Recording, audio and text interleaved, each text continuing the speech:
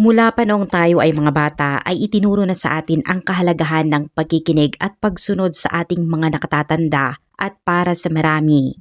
Ang pagsunod sa payong ito ay nagiging batayan ng paghubog ng mabuting pag-uugali at ng paraan ng pagtingin ng ibang tao sa ating pagkatao. Gayunpaman, habang tayo ay tumatanda, unti-unti nating nauunawaan na may mga pagkakataong kailangan nating magpasya para sa ating sarili nang hindi umaasa sa opinyon o gabay ng iba. Kasabay nito ay napagtanto rin natin na hindi lahat ng tao ay dapat pagkatiwalaan at hindi lahat ng kahilingan o payo na ating naririnig ay nararapat sundin. Sa dokumentaryo sa araw na ito ay ating susuriin ang kaso ng krimen na nagdulot ng matinding pagkalito sa mga investigador. Nagsimula ang pangyayaring ito noong 18 ng Pebrero taong 2010, ilang araw matapos ang pagdiriwang ng Chinese New Year nang muling bumalik sa kanilang mga gawain ang mga residente ng nayon ng Koshan sa bayan ng Gaokang, lalawigan ng Liaoning. Isa sa mga residente ay ang magsasakang si Zheng Shengsheng na nagtungo sa bahay ni Sun Chengju upang umupa ng kagamitang pang-agrikultura. Ngunit habang siya ay papalapit ay may narinig siyang malungkot na pag-iyak na tila nagmumula sa loob ng bahay. Dahil dito, mabilis siyang lumapit upang alamin kung ano ang nangyayari. Habang siya ay papalapit, napansin niyang bukas na bukas ang pangunahing pinto at kasabay nito ay may kakaibang mabahong amoy na umaalingaw-ngaw mula sa loob. Sa kabila ng matinding amoy, tinakpan niya ang kanyang ilong at pumasok upang tingnan ang sitwasyon. Wala siyang nadatnang tao sa sala, ngunit pagdating niya sa kusina ay nakita niya ang isang lalaki at isang babaeng hindi mapigilan ang pag-iyak. At habang sinusubukan niyang unawain ang nangyayari, napatingin siya sa paligid at doon niya nakita ang isang bangkay na nasa matinding yugto na ng pagkabulok, dahilan upang tuluyan siyang mabigla. Lubhang naguluhan si Zheng Shengsheng sa kanyang nasaksihan kaya sinubukan niyang tanungin ang dalawang tao kung ano ang nangyari. Gayunpaman, wala siyang natanggap na anumang sagot mula sa kanila dahil patuloy lamang ang kanilang pag-iyak. Dahil sa pakiramdam niyang may seryosong pangyayaring naganap, agad siyang tumawag sa pulisya upang iulat ang kanyang natuklasan. Hindi nagtagal ay dumating ang pangkat ng mga investigador sa bahay ni Sun Chengju at sa kusina ay natagpuan nila ang isang bangkay na balot ng pulang kumot at nasa matinding kalagayan na ng pagkabulok. Batay sa buhok at kasuotan, pinaniniwalaan nilang babae ang biktima habang ipinakita ng pagsusuri ng forensic team na mahigit 1 taon na itong namatay. Halos naubos na rin ng mga insekto ang karamihan sa laman ng katawan kaya hindi na posible ang pagkilala sa kanyang mukha. Ayon sa forensic report, tinatayang nasa 60 hanggang 65 taong gulang ang babae nang siya ay pumanaw. Kasunod nito, kinuha ng mga investigador ang salaysay ni Zheng Shengsheng na nagsasabing wala siyang alam sa nangyari at nadatnan lamang niya ang 2 taong umiiyak sa tabi ng bangkay pagdating niya sa bahay. Sa pagtatanong ay natukoy ng pulisya na ang mag-asawa ay si Sun Liang at Wang Lan. Napag-alaman na si Sun Liang ang anak ng may-ari ng bahay na si Sun Chengju habang si Wang Lan naman ay ang kanyang asawa. Ipinaliwanag ng mag-asawa na mahigit 1 taon na silang nagtatrabaho sa lungsod ng Yingkou kaya bihira silang makauwi sa kanilang bayan. Nang sumapit ang Chinese New Year, kinailangan pa ring pumasok ni Sun Liang sa pabrika dahil sa kanyang schedule ng trabaho. May patakaran ang kanilang kumpanya na nagbibigay ng kapalit na araw ng paghinga sa mga empleyadong nagtatrabaho sa panahon ng pista kaya pagkatapos ng bakasyon ay nagkaroon siya ng ilang araw na libreng oras. Sinamantala ito ng mag-asawa upang bisitahin ang kanyang mga magulang nang hindi nagpapaalam upang mabigyan sana ang mga ito ng isang sorpresa. Ngunit pagdating nila sa bahay, napansin nilang kakaibang tahimik ang buong paligid. Paulit-ulit na tinawag ni Sun Liang ang kanyang mga magulang, ngunit wala siyang narinig na anumang tugon kaya lalo siyang nabahala. Sinubukan niyang sumilip sa loob ng bahay, ngunit mahigpit na nakasara ang lahat ng bintana at natatakpan pa ng mga kurtina kaya wala siyang makita. Habang naghahanap siya ng paraan upang makapasok, isang bugso ng hangin ang nagdala ng matinding mabahong amoy na lalo niyang ikinabahala. Sinubukan niyang tawagan sa telepono ang kanyang mga magulang, ngunit hindi niya sila makontak. Dahil sa tumitinding pag-aalala ay napilitan siyang sirain ang pinto upang makapasok sa bahay at doon niya nakita ang nakakagimbal na eksena. Bagamat matindi na ang pagkabulok ng bangkay, pinaniniwalaan niyang ang biktima ay ang kanyang ina dahil nakasuot ito ng mga damit na maingat nilang binili ng kanyang asawa para rito. Upang matiyak ang pagkakakilanlan ng biktima ay kumuha ang forensic team ng mga hibla ng buhok at isinailalim ang mga ito sa DNA analysis upang ikumpara sa DNA ni Sun Liang. Samantala, masusing sinuri ng mga investigador ang kusina kung saan natagpuan ang bangkay at napansin nila ang isang bahagi ng sahig na natatabunan ng semento. Hindi pantay ang pagkakagawa nito at malinaw na tila minadali ang pagkakasimento. Bukod pa dito ay napansin din nila ang ilang bitak sa paligid ng sementadong bahagi ng sahig. Batay sa mga detaling ito at sa kanilang karanasan sa mga katulad na kaso, naghinala silang maaaring may itinago sa ilalim nito at dahil dito ay agad silang gumamit ng malaking maso upang basagin ang semento. At tulad ng kanilang hinala, isa pang bangkay ang natagpuan sa ilalim ng sementadong bahagi ng sahig. Pinaniniwalaan ng pulisya na ito ang katawan ng may-ari ng bahay na si Sun Chengju, habang ipinakita ng forensic examination na mayroon itong mga pinsala sa ulo na posibleng dulot ng isang mapurol na bagay. Gayunpaman, lumabas din sa pagsusuri na halos magkasabay ang panahon ng pagkamatay ng dalawa. Mabilis lamang ang naging pagkabulok ng katawan ng babae dahil mas matagal itong nalantad sa iba't ibang kondisyon sa loob ng bahay. Napansin din ng forensic team na kapwa makakapal ang suot ng dalawang biktima na nagpapahiwatig na nangyari ang insidente sa panahon ng malamig na klima. Kalaunan ay kinumpirma ng DNA analysis na ang dalawang biktima ay sina Sun Changju at Liu Suying na siyang mga magulang ni Sun Liang.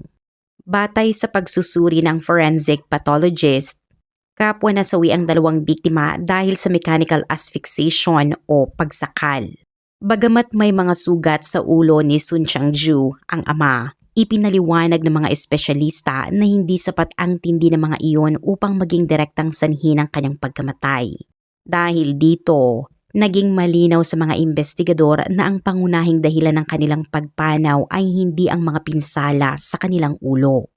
Habang sinusuri ang buong bahay ay napansin ng mga investigador na tila masusing hinalughog ang bawat sulok nito. Nakabukas ang mga drawer at nagkalat ang mga damit sa sahig, kaya sa unang tingin ay tila isang pagnanakaw ang posibleng motibo ng krimen. Gayunpaman, kailangan pa rin nilang tiyaking suportado ng ebidensya ang naturang teorya. Sa pagpapatuloy ng investigasyon, nalaman nilang kabilang ang pamilya ni Sun Changju sa pinakamayayamang sambahayan sa kanilang nayon. Bukod sa pagpapaupa ng mga kagamitang pang-agrikultura, nagpapautang din sila ng pera na may buwanang interes at kilala rin sila bilang mga taong maayos ang pakikitungo sa kanilang komunidad. Dahil dito, lalo pang naging palaisipan kung sino ang maaaring may motibong gumawa ng krimen laban sa kanila. Isang palapag lamang ang bahay ngunit malawak ang kabuang sukat nito at mayroon itong 2 silid tulugan. Ang unang silid ay walang kama o anumang gamit na nagpapakitang ginagamit pa ito. Samantalang sa ikalawang silid ay may nakasabit na larawan ng isang matandang mag-asawa na kinilala ni Sun Liang bilang ang kanyang mga magulang. Ito rin ang silid na ayon sa kanya ay ginagamit ng kanyang ama at ina.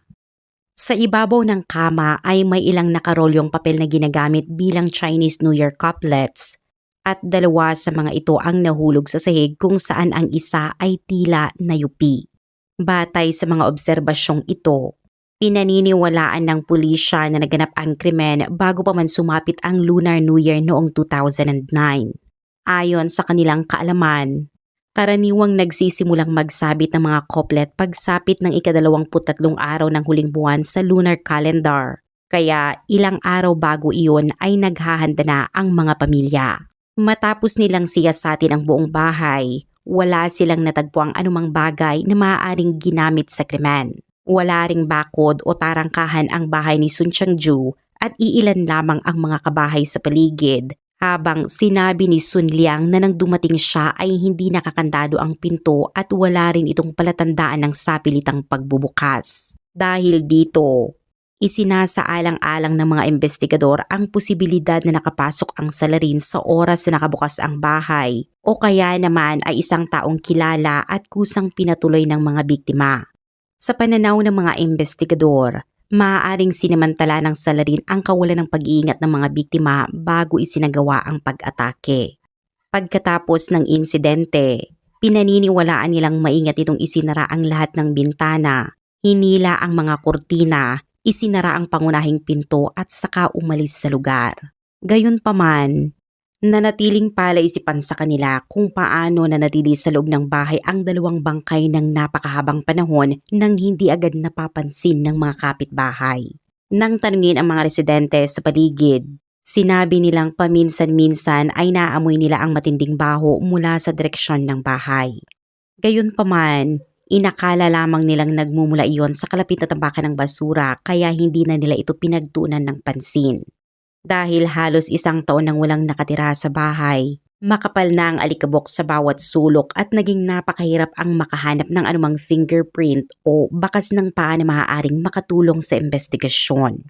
Sa puntong ito, nakita ng mga investigador na ang pinakamabisang paraan upang matukoy ang salarin ay ang masusing pagsusuri sa ugnayan at pakikisalamuhan ng dalawang biktima sa kanilang komunidad. Ayon sa kanilang anak at sa mga kapitbahay, sina Sun Changju at Liu Suying ay mababait na tao at bihirang magkaroon ng alitan sa sinuman. Bagamat nagpapautang sila ng pera, mababa lamang ang sinisingil na interes dahil batid nilang karamihan sa mga humihiram ay dumaraan sa matinding pangangailangan. Bukod dito ay hindi rin mahigpit ang mag-asawa pagdating sa pagsingil ng utang dahil maayos naman ang kanilang kalagayang pinansyal at wala silang agarang pangangailangan sa pera. Dahil dito, isa-isang sinuri ng mga investigador ang lahat ng taong may utang sa pamilya, ngunit wala silang natagpo ang sinumang kahina-hinala. Samantala ay ibinahagi na Sun Liang at Wang Lan na matapos silang lumipat sa lungsod ng Yingkou. Sinabi umano ng kanyang mga magulang na lilipat sila sa Sichuan upang magtrabaho.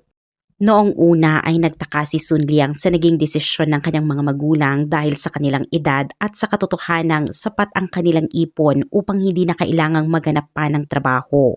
Gayunpaman, ipinaliwanag umano ng mag-asawa na nalulungkot sila sa pamumuhay sa probinsya dahil wala na ang kanilang anak sa bahay. Kaya naisip nilang magtrabaho sa Sichuan upang maging abala at bumalik na lamang pagsapit ng bagong taon. Dahil tila makatuwiran ang paliwanag na iyon ay sinuportahan na lamang nina Sun Liang at Wang Lan ang naging pasya ng mga ito. Gayunpaman ay may isang detalye na hindi maalis sa isip ni Sun Liang. Sa tuwing mag-uusap sila sa telepono, napapansin niyang tila iba ang tono ng boses ng kanyang ama, ngunit palagi umano nitong ipinapaliwanag na may iniinda itong karamdaman kaya nagbabago ang kanyang boses. Dahil dito ay hindi na niya gaanong pinagdudahan ang sitwasyon noong mga panahong iyon. Nang marinig ito ng mga investigador ay naghinala silang maaaring may ibang taong nagpapanggap bilang si Sun Changju sa bawat tawag sa telepono. At kung totoo ang hinalang iyon, malaki ang posibilidad na ang taong iyon din ang responsable sa krimen. Dahil itinuring nila itong mahalagang impormasyon, hiniling nila kay Sun Liang na pag-isipang mabuti kung kaninong boses ang maaaring narinig niya. Bagamat hindi siya lubos na nakakatiyak, sinabi ni Sun Liang na sa palagay niya ay kahawig iyon ng boses ng kanyang tiyuhin na si Sun Changfu. Dahil dito ay agad na pinuntahan ng pulisya si Sun Changfu upang kunan ng pahayag, ngunit sa halip na kumpirmahin ang kwento ni Sun Liang, nagbigay siya ng ibang bersyon ng mga pangyayari. Ayon kay Sun Changfu, kahit nagtatrabaho si Sun Liang sa malayong lugar ay paminsan-minsan pa rin itong umuwi sa kanilang nayon. Idinagdag pa niya na hindi maganda ang relasyon nila Sun Liang, Wang Lan at ng kanyang mga magulang dahil madalas silang magkaroon ng hindi pagkakunawaan hanggang sa humantong sa pag-alis ng mag-asawa sa bahay ng pamilya. Para kay Sun Changfu at maging sa ibang residente ng nayon, Mahirap paniwalaan ang kwento na nagtatrabaho sa malayong lugar sina Sun Changju at Liu Suying dahil kilala ang pamilya bilang mayaman. Sa kanilang pananaw, wala nang dahilan upang maghanap pa ng trabaho ang mag-asawa dahil komportable na ang kanilang pamumuhay at may edad na rin sila. Isinalaysay rin ni Sun Changfu na minsan ay nagtungo siya sa bahay ng kanyang kapatid upang kamustahin ito, ngunit si Sun Liang lamang ang kanyang nadatnan. Higit pa rito ay lalo siyang naghinala nang makita niyang ibinebenta ni Sun Liang ang mga kagamitang pang-agrikultura ng kanyang ama. Nang mapansin ni Sun Changfu ang mabahong amoy na nagmumula sa loob ng bahay, ipinaliwanag ni Sun Liang na may mga patay lamang na daga kaya wala umanong dapat ipag-alala. Gayunpaman, nang naisa na niyang tingnan ang loob ng bahay ay pinigilan siya ni Sun Liang na pumasok. Dahil dito, lalo pang tumindi ang pagdududa ng mga investigador. Matapos magsagawa ng lihim na investigasyon tungkol kina Sun Liang at Wang Lan, natuklasan ng pulisya na hindi pala naninirahan si Sun Liang sa Yingko sa loob ng nakaraang 1 taon at sa halip ay nanatili siya sa bahay ng kanyang mga biyenan sa Karatig na Nayon. Dahil dito ay napatunayang tama ang ilang bahagi ng salaysay ni Sun Changfu. Napag-alaman din na ilang ulit bumalik si Sun Liang sa bahay ng kanyang mga magulang upang ibenta ang ilan sa kanilang mga kagamitang pang-agrikultura. Ngunit ang mas mahalagang impormasyon ay nagmula sa isang malapit na kaibigan ni Wang Lan. Ayon sa kanya, minsang nakainom si Wang Lan at hindi sinasadyang naibahagi na ang kanyang asawa ang pumatay sa sariling mga magulang. Noong panahong iyon ay walang naniwala sa kanyang sinabi dahil inakala ng lahat na bunga lamang iyon ng pagkalasing. Gayunpaman, matapos matagpuan ang mga bangkay, nagsimulang isipin ng kaibigan ni Wang Lan na maaaring totoo pala ang kanyang narinig kaya agad niya itong ipinaalam sa pulisya. Dahil dito ay lalo pang tumindi ang pagdududa ng mga investigador kina Sun Liang at Wang Lan. Bilang pag-iingat ay nagpasya ang pangkat ng investigasyon na lihim na bantayan ang mag-asawa upang hindi nila mahalatang sila ang pangunahing pinaghihinalaan. Subalit bago pa tuluyang maisakatuparan ang surveillance operation, isang hindi inaasang pangyayari ang naganap. Kusang loob na sumuko si Sun Liang sa pulisya. Sa kanyang pagsuko ay inamin niya sa mga investigador na siya ang pumatay sa kanyang mga magulang. Pagkatapos nito ay isa-isa niyang isinalaysay ang dahilan ng kanyang ginawa at ang buong pangyayaring humantong sa krimen. Ang kanyang salaysay ay nagsimulang magbigay linaw sa maraming tanong na matagal nang bumabagabag sa mga investigador. Ayon kay Sun Liang, kilala ang kanyang mga magulang na sina Sun Changju at Liu Suying bilang masisipag na magsasaka sa bayan ng Gaokang sa lalawigan ng Liaoning. Dahil sa kanilang kasipagan at pagiging matipid, unti-unti silang nakaipon ng malaking kayamanan sa paglipas ng mga taon. Umabot sa 7 malalaking paupahang bahay ang kanilang pag-aari at nakapagpapautang pa sila ng mahigit 200,000 yuan na may buwanang interes na itinuturing na napakalaking halaga sa China noong panahong iyon. Dahil dito ay naging kilala at iginagalang ang pamilya Sun sa kanilang lugar. Maagang nagpakasal sina Sun Changju at Liu Suying, ngunit matagal bago sila nagkaroon ng anak dahil 2 beses na nakunan si Liu Suying at inakala niyang hindi na siya muling magbubuntis. Gayunpaman, makalipas ang 2 pagkalaglag ay ipinanganak si Sun Liang, ang kanilang kaisa-isang anak. Bilang nag-iisang anak, lumaki si Sun Liang na labis na pinapabura ng kanyang mga magulang at halos lahat ng kanyang kagustuhan ay naibibigay sa kanya.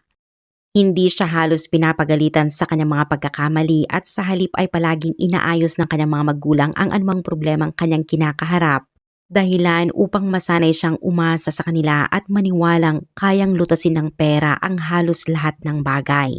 Pagsapit niya sa tamang edad, tumanggi siyang magtrabaho at patuloy na umasa sa suportang ibinibigay ng kanyang mga magulang, kaya nagsimulang mabahala sina Sun Changju at Li Suying sa kanyang kinabukasan.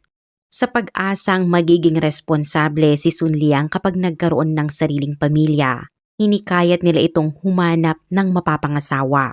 Ngunit dahil wala itong karanasan sa pagkikipagrelasyon at ayaw rin ng mga dalaga sa kanilang nayon na mapangasawa ang isang lalaking umaasa pa rin sa kanyang mga magulang, Napilitan silang humingi ng tulong kay Mrs. Wang na nagpakilala sa isang dalagang nagngangalang Wang Lan.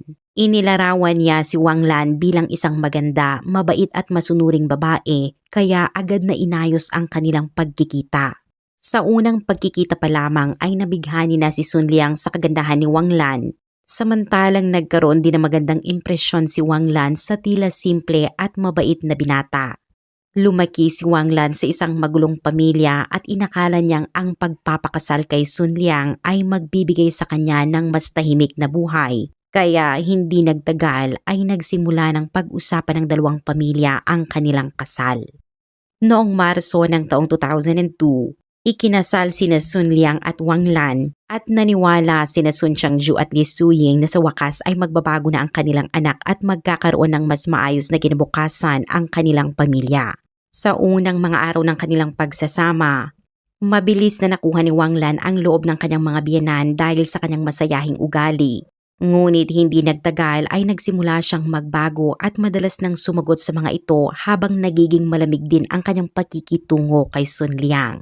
Wala pang isang buwan matapos ang kanilang kasal, sumama sina Wang Lan at Sun Liang sa isang mahjong session at hating gabi na nakauwi, bagay na labis na ikinadismaya ni Liu Suying.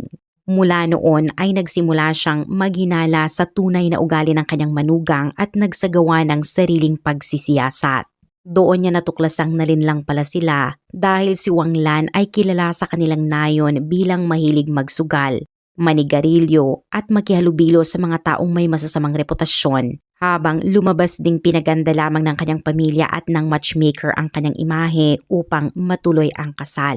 Sa katunayan, wala umanong tunay na pagmamahal si Wang Lan kay Sun Liang at pumayag lamang siyang magpakasal dahil sa yaman ng pamilya Sun. Kahit nalaman na ni Sun Changju at Liu Suying ang tunay niyang ugali, pinili nilang panatilihin ang pagsasama ng dalawa alang-alang sa dangal ng pamilya at sa pag-asang magkakaroon sila ng mga apo. Gayunpaman, sa halip na maayos ang kanilang samahan ay lalo lamang lumala ang alitan ni Wang Lan at ng kanyang biyenan. Hanggang sa pati si Sun Liang ay nagsimulang kumampi sa kanyang asawa at magtaas ng boses laban sa sariling ina. Noong tag-init ng taong 2003, inanunsyo ni Wang Lan na siya ay nagdadalang tao, dahilan upang muling maging masaya ang pamilya at alagaan siya ng husto ni Liu Suying. Ngunit sa kabila nito ay palihim pa rin siyang lumalabas upang magsugal at manigarilyo at sa isa sa mga pagkakataong iyon ay nakilala niya si Ju Fen, isang may asawa ngunit mayamang lalaki mula sa karatig na nayon na kilala rin sa kanyang pagsusugal, pag-inom ng alak at pakikipagrelasyon sa ibang babae. Hindi nagtagal ay nagsimula itong magpakita ng interes kay Wang Lan. Dahil buntis si Wang Lan, hanggang sa pag-uusap lamang noong una ang kanyang pakikisalamuha kay Ju Fan. Noong Abril ng taong 2004, isinilang ni Wang Lan ang kambal na isang lalaki at isang babae kaya lalo pang tumaas ang kanyang katayuan sa loob ng pamilya Sun. Dahil mayroon ng apo na magpapatuloy sa kanilang apelyido, mas ibinuhos ni Sun Changju at Li Suying ang kanilang oras sa pag-aalaga sa mga apo at hindi na gaanong pinansin ang madalas na paglabas ni Wang Lan upang maglaro ng mahjong. Isang araw ay minala si Wang Lan sa pagsusugal at naubos ang lahat ng kanyang pera. Habang paalis siyang nalulungkot, sinundan siya ni Ju Fen at inabutan ng 500 yuan na sinasabing huwag na siyang malungkot at isipin na lamang na iyon ang kanyang napanalunan sa araw na iyon bago ito agad na umalis. Labis na naantig si Wang Lan sa ginawa ni Ju Fen at hindi niya maiwasang ikumpara ito sa kanyang asawa. Sa kanyang paningin, si Sun Liang ay mahiyain, walang sariling paninindigan at lubos na umaasa sa kanyang mga magulang. Samantala, si Ju Fen ay gwapo, magaling makisama at marunong magpasaya ng tao. Kaya nang mapansin itong hindi tinatanggihan ni Wang Lan ang kanyang pagpapakita ng interes ay lalo pa niya itong niligawan. Inalampan niya mula sa kanilang mga kakilala ang mga bagay na gusto ni Wang Lan at madalas niya itong bigyan ng iba't ibang regalo na madaling nakaakit sa kanya. Mula noon ay nagsimula ang lihim na relasyon ni Wang Lan at Ju Fen at paulit-ulit silang nagkikita ng palihim. May mga pagkakataong nagsisinungaling si Wang Lan na bibili lamang siya ng mga damit upang makipagkita sa kanyang kasintahan, habang iniiwan ang kanyang 18 buwang gulang na kambal sa pangangalaga ng kanyang biyanan. Dahil matanda na si Liu Suying, nahihirapan siyang sabay na alagaan ang mga bata at asikasuhin ang bahay. Isang araw ay aksidenteng nahulog ang kanyang apo na babae mula sa kama. Dahil siya ay nag-aalala sa maaaring sinapit ng bata, nakiusap muna siya sa isang kapitbahay na bantayan ang kambal habang hinahanap niya si Wang Lan. Habang siya ay papunta roon, hindi niya inaasahang makita si Wang Lan na magkahawak kamay kasama ang isang lalaki habang papasok sa isang sugalan. Kitang-kita sa kanilang kilos na higit pa sa karaniwang magkaibigan ng kanilang relasyon, kaya hindi na napigilan ni Liu Suying ang kanyang sarili at agad niyang hinarap si Wang Lan. Sa halip na mataranta ay nakipagtalo pa ito sa kanyang biyanan at kahit ipaalam ni Liu Suying na nahulog ang kanyang anak ay wala itong ipinakitang pag-aalala at basta na lamang tumalikod. Pagkaraan nito ay nakialam si Ju Fan at hinarap si Liu Suying bago niya isinama si Wang Lan sa isang motel. Upang mapawi ang sama ng loob ni Wang Lan ay binilhan pa siya ni Ju Fan ng isang scarf. Gabi na nang makauwi si Wang Lan at halatang hindi maganda ang kanyang pakiramdam. Kaya sinubukan siyang aliwin ni Sun Liang ngunit hindi niya ito pinansin. Sa halip ay sinisi niya ang kanyang mga biyanan at sinabing masyado siyang kinokontrol ng mga ito at hindi siya pinapayagang makihalubilo sa ibang tao at napakakuripot umano ng mga ito. Sa katunayan, taliwas ito sa buong nangyayari. Buwan-buwan ay nagbibigay ng malaking allowance ang mag-asawa kina Sun Liang at Wang Lan at wala naman silang ibang responsibilidad maliban sa pag-aalaga sa kanilang mga anak. Gayunpaman ay madalas pa rin silang umalis upang maglaro ng mahjong hanggang gabi habang iniiwan ang kanilang mga anak na umiiyak sa bahay. Ayon pa kay Liu Suying, ilang ulit din umano siyang ninakawan ni Wang Lan ng pera upang may maipangsugal. Gayunpaman, pinili niyang manahimik dahil umaasa siyang balang araw ay magbabago rin ang kanyang manugang at nais niyang mapanatili ang kapayapaan ng kanilang pamilya. Sa halip ay lalo lamang lumala ang kanilang mga pagtatalo. Dahil dito ay naipit si Sun Liang sa pagitan ng kanyang ina at ng asawa. Wala siyang lakas ng loob na magsalita sa tuwing nagtatalo ang dalawa, kaya madalas siyang mapagsabihan ni Wang Lan na wala siyang silbi, walang kayang gawin at hindi man lang kayang ipagtanggol ang sarili sa loob ng kanilang tahanan. Noong 12 ng Abril taong 2005, isinama ng dalawang matandang mag-asawa ang kanilang anak na si Sun Liang sa bayan upang makipag-usap tungkol sa ilang gawain, habang naiwan si Wang Lan sa bahay upang alagaan ang kambal. Ngunit habang nasa biyahe ay napagtanto ni Liu Suying na may naiwan siyang mahalagang dokumento kaya mag-isa siyang bumalik sa bahay.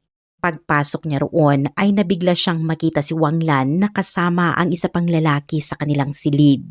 Agad niyang nakilala ang lalaki bilang siya ring nakita niyang kasama ni Wang Lan noon sa sugalan. Dahil sa matinding galit, hinarap niya ang dalawa at nauwi sa matinding pagtatalo ang kanilang komprontasyon.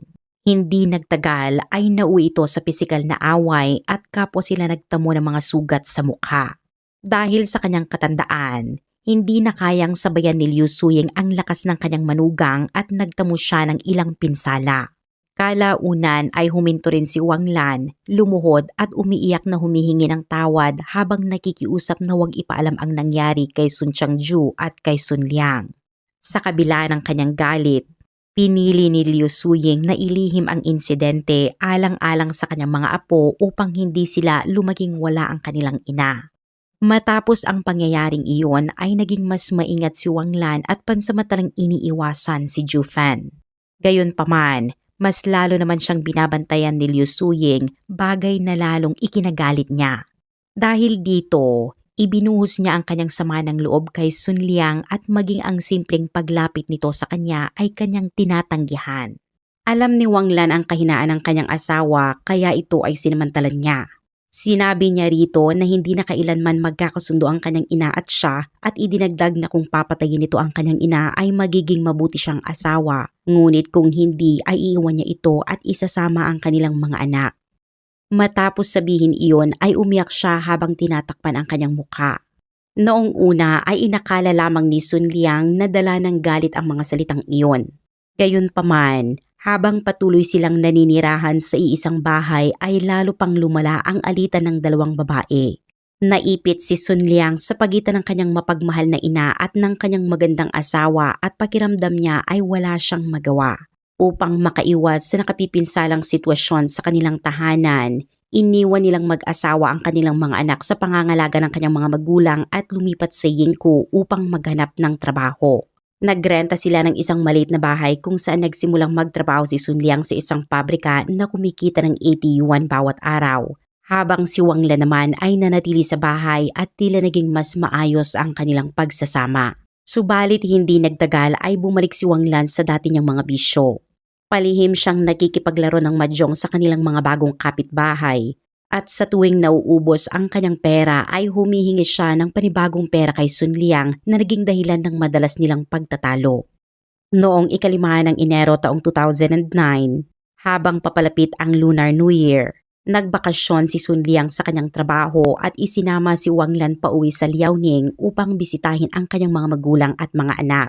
Labis ang tuwa ni Liu Suying nang makita ang kanyang anak, ngunit agad naglaho ang saya nang makita niya si Wang Lan. Sa kabilang banda ay dala pa rin ni Wang Lan ang kanyang sama ng loob kaya hindi man lang niya binati ang kanyang mga biyanan.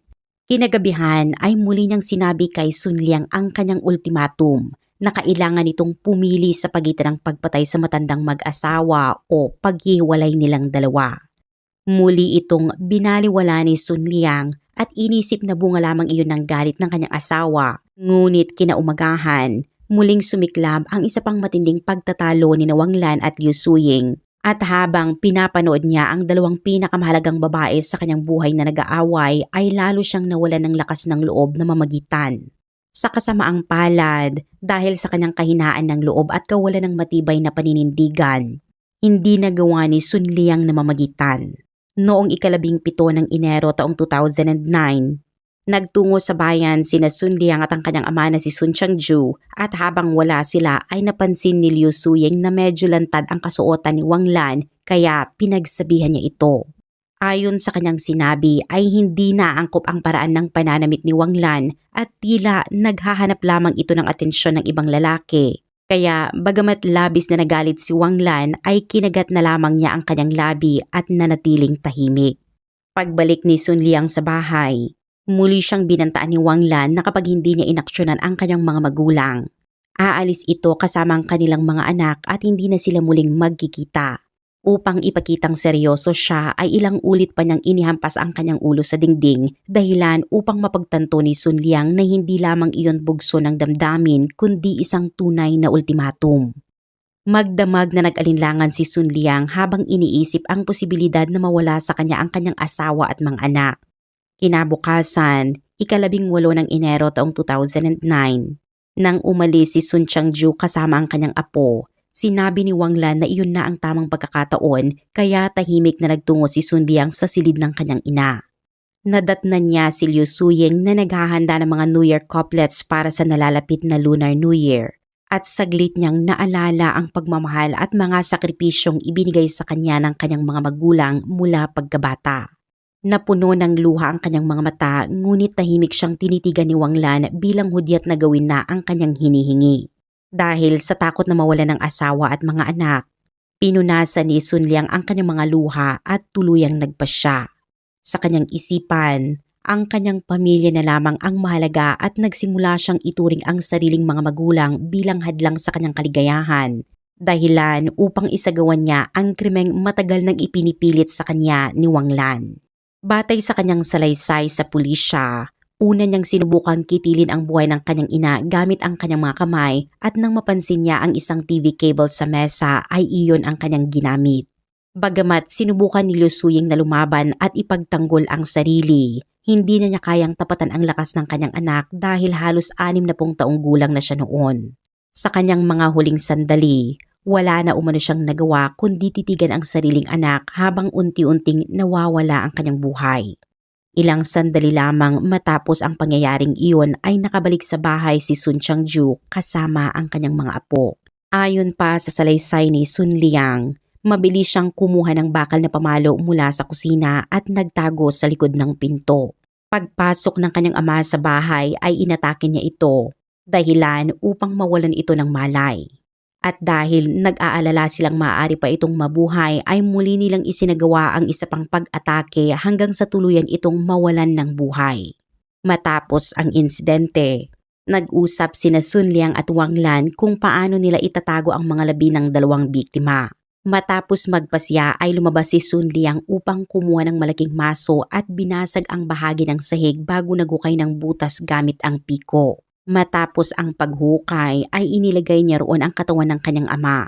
Nais din sana niyang ilagay sa parehong hukay ang katawan ng kanyang ina, ngunit napag-alaman niyang hindi ito magkakasya.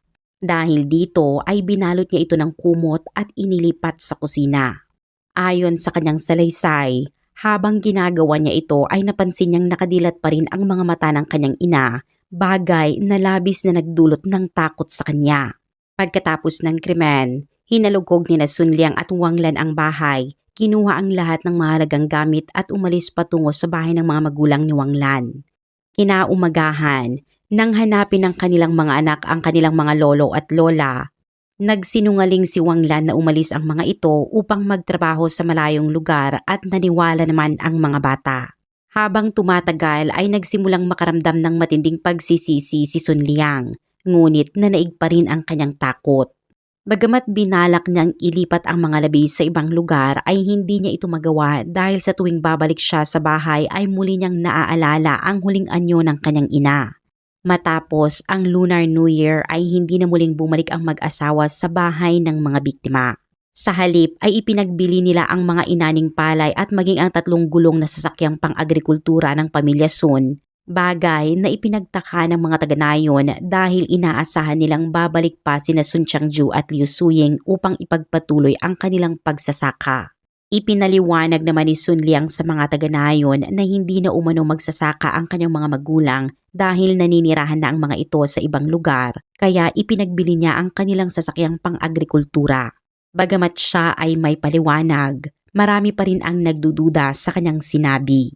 Noong 9 ng Abril taong 2009, sa pagdiriwang ng ikalimang kaarawan ng kambal, hinanap ng mga bata ang cake na dating binibili ng kanilang lola. Agad na inilihis ni Wang Lan ang usapan, ngunit labis itong nakaapekto kay Sun Liang.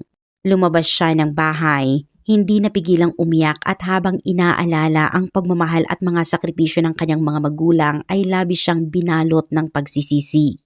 Dahil dito ay nagpasya siyang ilipat ang mga labi ng kanyang mga magulang, ngunit nang bumalik sila sa bahay ay biglang bumuhos ang malakas na ulan. Sa gitna ng bagyo, nakaramdam siya ng matinding takot at naniniwalang tila pinaparusahan siya sa kanyang ginawa kaya hindi na niya naituloy ang kanilang plano. Mula noon ay naging bahagi na ng kanyang buhay ang labis na pag-inom ng alak at paulit-ulit na bangungot dulot ng kanyang konsensya. Nag-post pa siya sa social media ng larawan ng 2 maliit na kabaong na may mensaheng nagsasabing mananatiling buhay ang kanyang mga magulang magpakailanman, ngunit walang sino man ang nakaunawa sa tunay nitong kahulugan. Pagsapit ng besperas ng Lunar New Year noong 13 ng Pebrero taong 2010, habang masayang naghahanda ang karamihan para sa pagdiriwang, mag-isa siyang nakaupo sa harap ng kanyang computer at tahimik na inaalala ang masasayang sandali kasama ang kanyang mga magulang dahilan upang muli siyang mapaluha. Kalaunan, hinarap siya ni Wang Lan at sinisi ito sa lahat ng nangyari, ngunit nang makita niya ang kanilang mga anak, agad siyang kumalma at naalala kung paano siya minahal at inalagaan ng kanyang mga magulang. Mula noon hanggang sa kanyang pagkakaaresto ay patuloy siyang nabuhay na pinapahirapan ng matinding pagsisisi at konsensya. Sa panahon ng investigasyon ay sinubukan nilang ilihis ang hinala kay Sun Changfu, ngunit nang malaman ni Sun Liang na naibunyag na ni Wang Lan ang krimen sa isa nitong kaibigan, napagtanto niyang hindi na maitatago ang katotohanan at dahil dito, nagpasya siyang aminin ang lahat sa pag-asang kahit paano ay mabawasan ang bigat ng kanyang konsensya. Gayunpaman, hindi rin nailigtas ang kanyang pag-amin ang kanilang pagsasama. Nagkaroon ng bagong karelasyon si Wang Lan at tuluyan siyang tinalikuran, habang si Sun Liang ay naiwan na ang tanging iniisip ay ang kapakanan ng kanyang mga anak at ang mabigat na kapalarang naghihintay sa kanya. Noong 11 ng Pebrero 2010, Hinatulan si Sun Liang ng parusang kamatayan matapos mapatunayang nagkasala siya sa planadong pagpatay. Samantala, si Wang Lan na itinuring na nag-udyok at kasabwat sa krimen ay hinatulan din ng parusang kamatayan na may 2 taong reprieve o pansamantalang pagpapaliban ng pagpapatupad ng sentensya. Ipinapakita ng kasong ito kung paano maaaring humantong sa isang trahedya ang maling mga desisyon, kawalan ng paninindigan at patuloy na alitan sa loob ng isang pamilya. Sa halip na pairalin ang karahasan, mas mainam pa ring lutasin ang mga suliranin sa maayos at legal na paraan. Ano ang inyong pananaw tungkol sa kasong ito? Ibahagi ang inyong opinyon sa comment section sa ibaba at maraming salamat sa inyong panonood. Huwag kalimutang mag-like, mag-subscribe at i-click ang notification bell para sa iba pa naming true crime documentaries.